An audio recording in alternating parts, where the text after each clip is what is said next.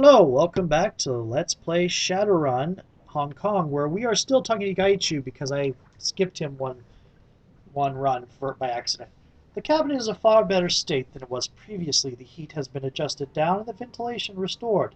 We're going to play off the other conversation as a flashback, and this one as the current conversation.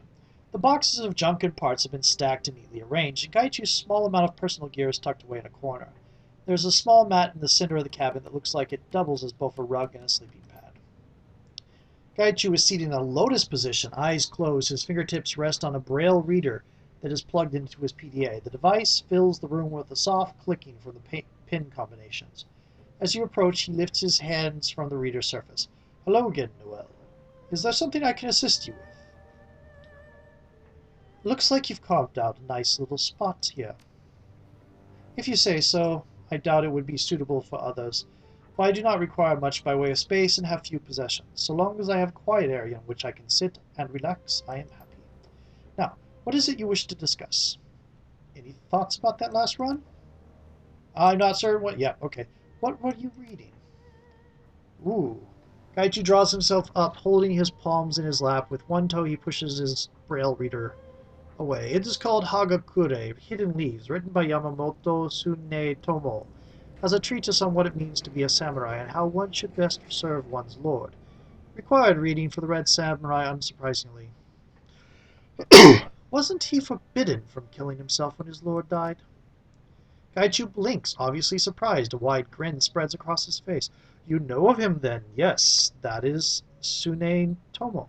He was eager to die and show his loyalty, but Lord Mitsuhige had always found that custom to be wasteful.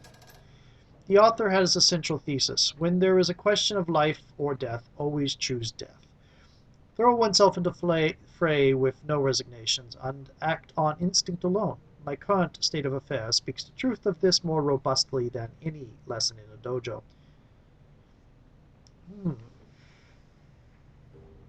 That doesn't sound too different from a life in the Redmond Barrens.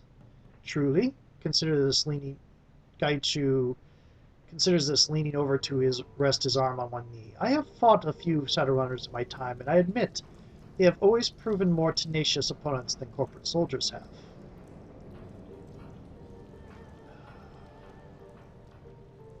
When you've got nothing left to lose, you're the most dangerous. And this is why I'm unconcerned with appearing dangerous. I appear dangerous because I am. What is left for me to lose but my life? Tsunetomo believed that to truly embody the virtues of a samurai's adherents should be mindful of their path at all times, never stop training, always question how one's actions reflect on their lord, and above all, be prepared to do your duty instinctively at any time, no matter what the cost. If I recall, the author was a bureaucrat who never fought anyone? Gaichu's lips curl into a slight scowl, but he nods in agreement. That is true. Tsunetomo never fought anyone, and some have criticized him for trying to speak of being a warrior without ever lifting a sword. But I believe that he has many things of value to say. He cared a great deal about the deeper meaning of being a samurai. If lived experience is the only path to truth, then all philosophers are fools. Okay. I respect him for trying to elevate the philosophy. As do I. No one is perfect, but we should all strive as diligently as he to elevate our way of being. Most walk through life blind, never understanding their own desires or the effects of their actions. If more of us meditated as deeply as Tsunetomo on our lot in life, I suspect there would be less misery in the world. What would he say about your refusal? What would he say about masterless samurai like you? 7 times down, 8 times up. Gaichu smiles thinly, wrapping a claw on the hilt of his sword. More specifically, if a samurai has not been ronin at least 7 times, then he has not truly lived as a samurai. Those were different times, however. It was common for samurai to fall out of favor with their lord and be turned loose to wander. For company men like myself, the choice is serve or die. Is there anything else you would like to discuss? We were talking about your father bailing you out of jail. Ah, yes, I do recall you asking about that. Gaichu's reticence is palpable in the long silence that follows. He does not continue.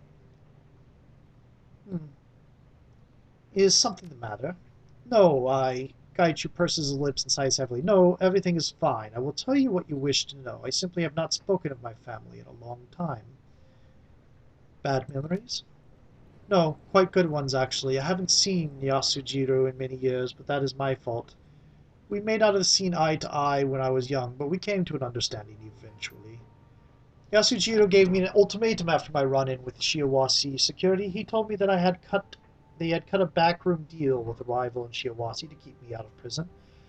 The charges would be suspended if I finished high school and studied at Kyoto University with the intent of joining Rinraku. If I did not, Shiawase would take me into custody and I would spend time in prison. What did that cost him?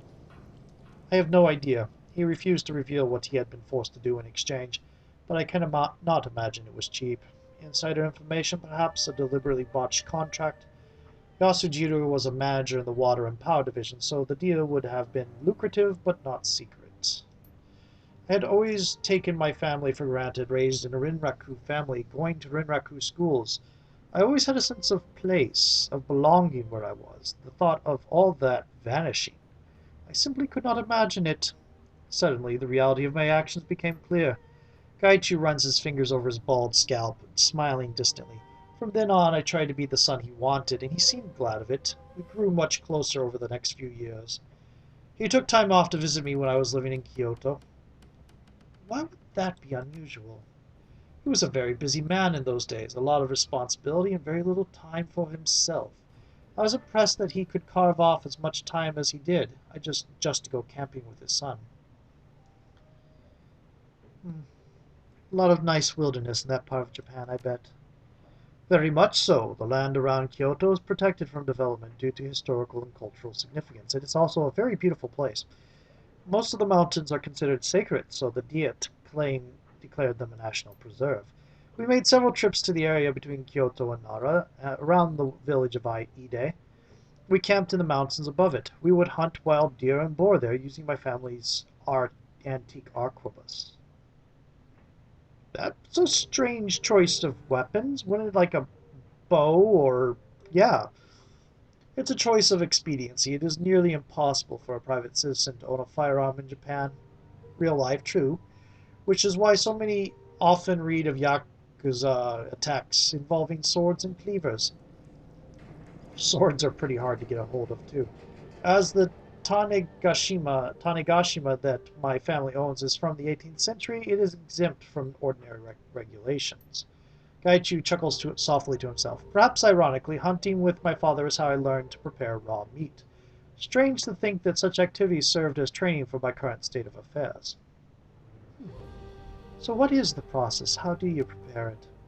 Soak the meat in brined water and simmer it at low heat for several hours. Let it cool. Repeat the process over several days. It cannot get too hot or I am unable to eat it. The process brings out the collagen in the meat. When it is done, I spice it with ginger and sansho pepper. Again, not too much. Mundane food is anathema to me. Sighing happily, Gaichu stares off in the distance. When he looks back, he smiles broadly at you. Those were good days. I am sorry I cannot go back to those days. When one joins the Red Samurai, one must give up all attachments of one's previous life. The company, the code, and the unit become the entirety of your world. That's an incredible amount of focus. It is. That is why the selection process is so rigorous and so many fail. There is no shame in failing. Simply being allowed to participate in the test is a mark of excellence. Applicants must be human, Japanese, and utterly devoted to Rinraku. Your unit becomes your family, your commanders your father and mother, your teammates your siblings. Red Samurai are not allowed to reveal our identities and position to anyone outside the Special Operations Group. Even if we wanted friends outside the unit, we could not have them. So how did you end up joining the Rinraku military? Ah, fair question, given my youthful indiscretions. Gaichu leans back, his blind eyes turned toward the ceiling. Are you familiar with the Kempeitai? Aren't they the Japanese political police? Yes, much more like the commissars of the Soviet Union. They are responsible for enforcing political and social orthodoxy. Not only concerned with the army, the Kempeitai also, I have a friend who's going to be raking me over the coals for that pronunciation issue, are Also enforce certain laws with regards to the general populace. Seems like it's my understanding that they're a Gestapo. That is not entirely accurate, but it is more correct than not. An organization with little oversight, broad powers, and simple recruitment methods, as such power tends to get the better of most members. When I was enrolled at Kyoto University, I like the power gets the better of most members. I studied global security and political science. It is the major generally used as a gateway to private security postings with government and corporate militaries. I knew I wanted to fight. I was a young man and my blood was always up. One of the requirements was that the students join the Youth Brigade Kimpeitai. The Youth Brigade is a bit like the ROTC in North America, the Young Falcons in the Sioux Nation, or the District Officer Program in the Republic of Korea. Members learn to be soldiers without actually joining an army. They perform community service and promote civic pride. Performance and prestige in the Kimpeitai used to dictate later job opportunities, but a bit like a good internship. Did you enjoy it? Not at first. Later it became pleasant. Power's a heady thing, especially for a youth who has few superiors to answer to. We developed a sense of superiority over others and began to abuse our power. I believe that may have been part of the point. Did they want you to feel superior? Yes, I believe that the purpose of the Youth Brigade is to teach students to glorify the group over the individual, already a strong concept in Japanese culture. In so doing, the students are prepared for the realities of their future relationship with the corporation. We did as we were taught, such as the way of authority on the young. Gaichu shrugs indifferently. Do you regret getting involved with the Youth Brigade? No, why? It was a necessary step in my plans for my future, even if some of the behaviors that we were involved in were distasteful. The state of the nation was such that those kinds of behaviors were legal and condoned.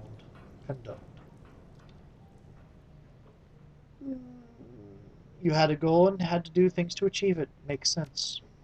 Yes, precisely so. The road to what one desires is rarely straight and narrow. When I was nearing graduation, I was approached by a recruiter with Rinraku Security. She told me I came from a good family and I would have a promising career with the company. She offered to fast-track my application toward a potential Red Samurai position, 3 years with the Rinraku military as a junior officer, and guaranteed placement in Red Samurai training billet of my choosing. The pay was good and the excitement of being an elite was an attractive proposition. I accepted. But I did not truly understand what I was signing up for. As I told you before, they force you to give up everything except the company and the unit. That was made clear to me, but I did not truly understand it. So what happened?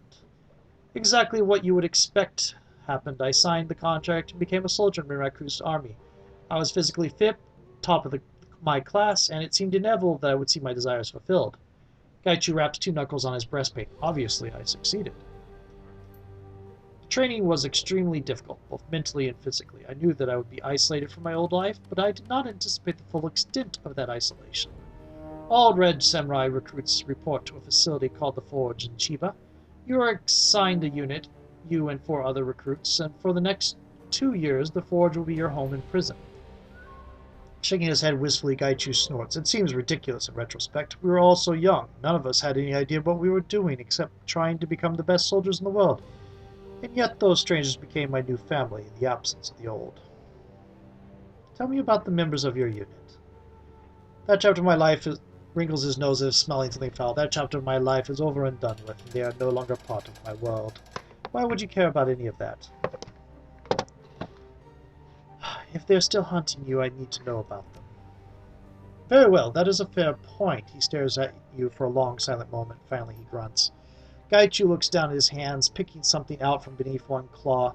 He continues to look at his hands while he speaks. When I was younger, I would have more readily cut off my fingers than tell you what you ask. You must understand that secrecy is absolute among the Red Samurai. Your identity becomes secret or erased from any database that might connect you to the Red Samurai. You use only your code name when in the field, and your given name is known only to your commanders and your unit. Even other Red Samurai units have no idea who you really are.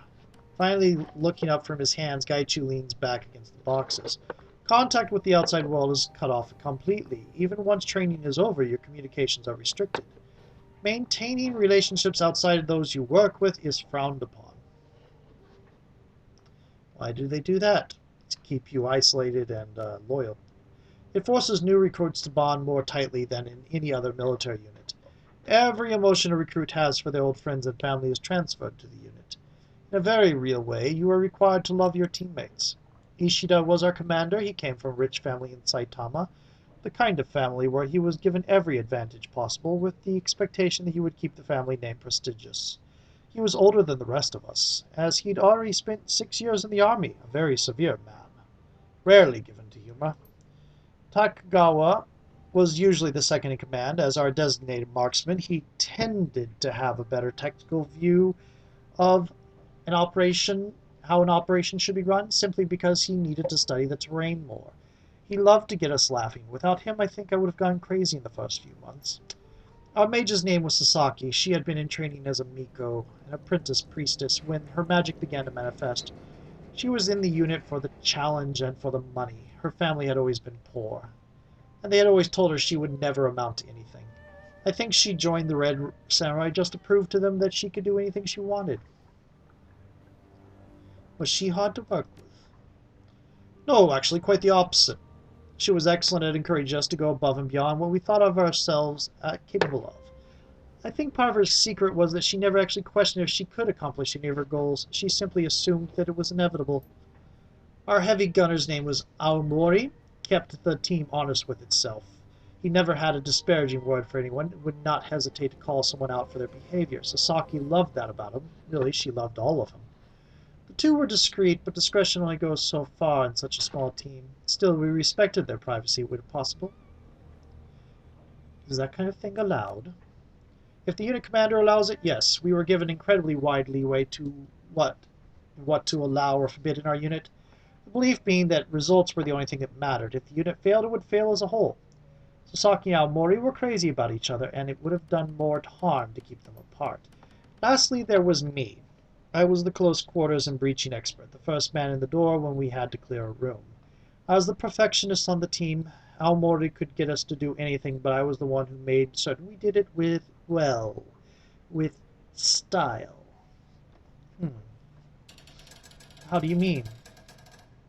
If a thing is worth doing, it is worth doing well. If that thing is also your duty, it is worth doing perfectly.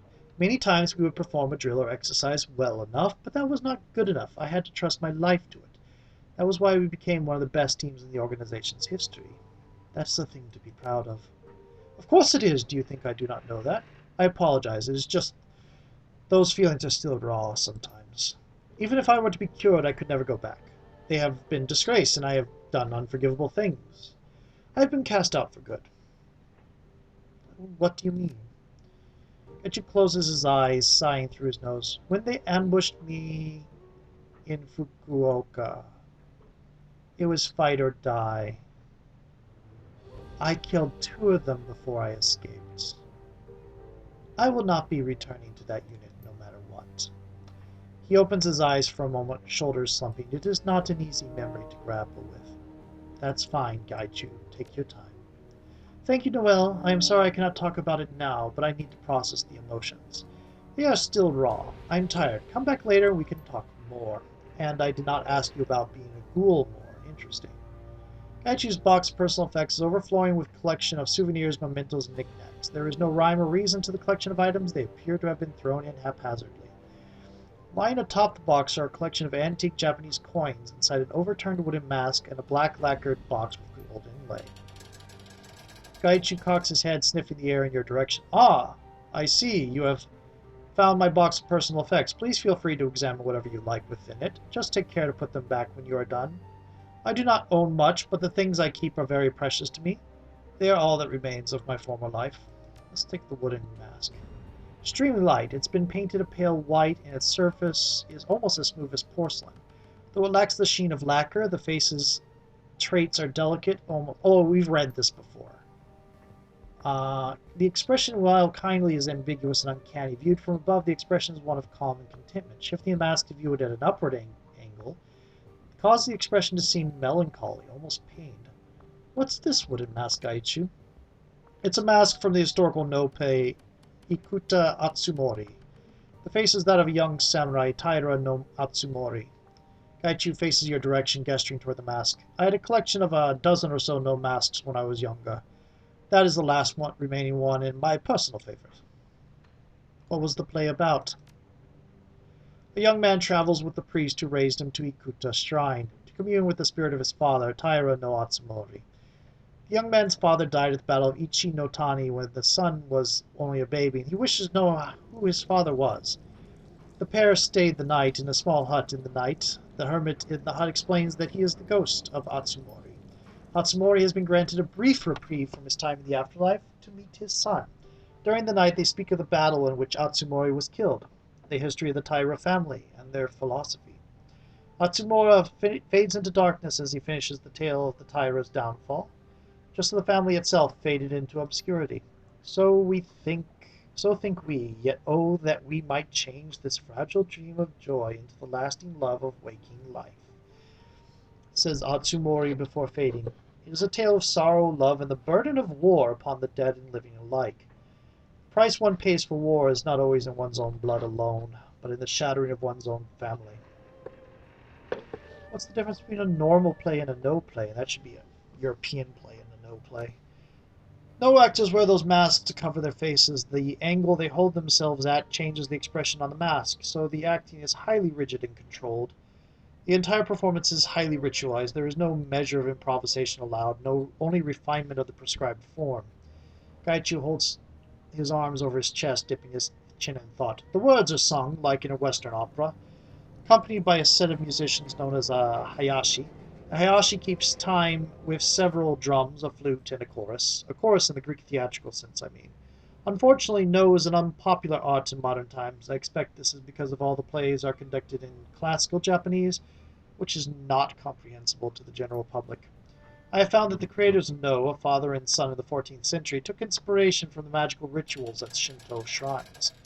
It was said that by placing masks upon their faces, the actors became possessed by the spirit of the character they play. There are worse fates, I think, than to embody the spirit of a tragic warrior like the Atsumori. Why is it your favorite? A measure of civic pride, I suppose, and I like the story. Taira no Atsumori died at the Battle of Ichi no Tani, just outside Kobe. The play takes place primarily at Ikuta Shrine, which is located in downtown Kobe. In old cities in Japan, especially Keihanshin, I have always felt there is a sense of history wherever one looks. The skyline may have skyscrapers and delivery drones, but the foundations are laid on the bones of the dead. Gaichu shrugs, folding his arms across his chest. I think it is important to remember the sacrifices and joys, sorrows, and glories. Gaichu laughs, suddenly shaking his head. That is why I worry that I am sentimentalist at heart. What about the lacquered box? Deep, glossy black cube. It's two full videos talking to Gaichu. We're going to finish it off here. Actually, no. The last one had Shadowlands too. And this is actually 3 conversations, because the collection of stuff in the boxes is 1 conversation, and we had 2 after mission conversations with him because we let him sit. The box is a deep glossy black cube. The edges and corners are rounded rather than sharp, and the gold flake inlay across the surface glitters even in the dim lighting of the room. Sliding the top off, the interior contents are revealed, a calligraphy set, complete with inkstone and block brushes and paper. Ugh, that thing. Gaichu wrinkles his nose at his expression one of distaste. It's a beautiful set, but it is a shame that I am unable to make use of it. Because you're blind? No, my handwriting has always been absolutely terrible. Whatever fanciful stories you may have heard about being able to tell a swordsman's ability by his handwriting, I assure you they are wrong. Gaichu snorted derisively, stifling laughter. The set was a gift from a professor of Japanese literature. He appreciated my interest in the classics, the tale of the Heike and the tale of the Genji, the collection of 10,000 Leaves, etc. I think he wished to encourage me to cultivate non-martial interests. Gaichu smiles crookedly and shrugs. I appreciated the gesture, but my attempts at fine calligraphy mostly resembled excited chickens prancing over paper, their feet soaked in ink. Leave it alone. Okay, so that'll be done. We can look at it again. And oh, there's more. There's the statuette. There's a round-faced bodhisattva, its head carved slightly to one side. Its hands are pressed together in prayer, and a tiny red bib is tied around its neck. The figure's expression is serene. It bears a slightly crooked smile, as if it knew a secret or had heard a joke.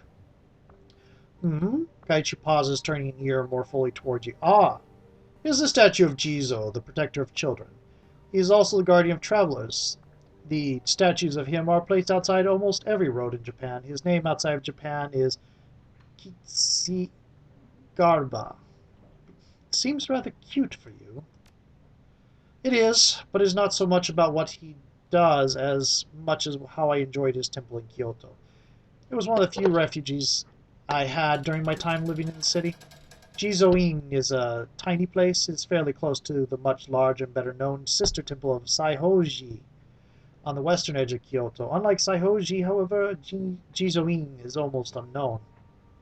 Gaichu smiles fondly, looking sightlessly into the distance. To get there, you have to walk through twisting residential streets, past a deep green grove of bamboo. If you do not know what you are looking for, you will never find it. Most people assume the road it is on is simply a dead end. I recall walking there in a light rain. I could smell the ginkgo and maple leaves in the slight breeze. I would go there and simply sit and let myself be. Whenever I felt the stress of school was too much for me. Inside there are several small shrines, but the main attraction is the moss garden. You enter a very old meditation room from a small gate, you take off your shoes, you sit at the edge of the garden, and you feel the world outside slip from your mind like water through a sieve. Just you, the breeze, the trees, and the moss. That garden was a microcosm of my world, stripped bare of any confusion or bustle. That sounds nice. Smiling faintly, Gaichu dips his head. I rather thought so. I never saw more than 2 other people in the temple, no matter what time of the year. It seemed at the time to be my own private sanctuary. And the paper fan? Folding paper fan is cheaply constructed with thin paper stretched over plastic spines. Obviously a souvenir sold to tourists for a few new yen. And unfolding the fan reveals a pleasant landscape. Japanese city in the 19th century earlier, curved roofs at sunset beside a deep blue river. 2 ships sail down the river, which is spanned by a long wooden bridge. Laborers carry buckets along the shore as a man on horseback rides in the opposite direction. In the distance, a pair of large red buildings dominate the city skyline, 1 large temple hall and a 5-tiered pagoda. The fan is from Sensoji Temple in Asakusa, one of the districts of Neo-Tokyo.